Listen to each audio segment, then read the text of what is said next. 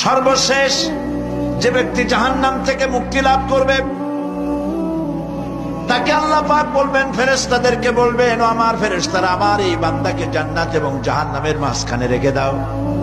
জান্নাত এবং জাহান্নামের মাঝখানে লোকটি যখন থাকার জায়গা পাবে, সে জান্নাতের দিকে তাকায়া দেখবে আর কাঁদতে থাকবে।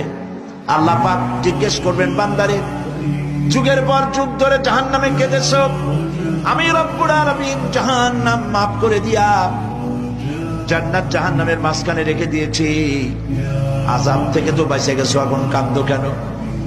লোকটি বলবে, রব্বুল আলামিন কাঁদি এই কারণে, জাহান্নাম থেকে মাফ করেছো, তোমার শুকরিয়া আদায় করি।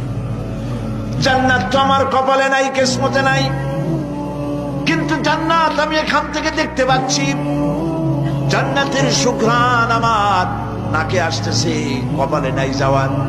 আমি কাঁদি এই জন্য, তুমি যদি মেহেরবানি করে আমাকে জান্নাতের দরজার কাছে একটু দাঁড় করায় দিতা, প্রাণ ভরে তোমার জান্নাতের দৃশ্যটা একটু দেখতাম।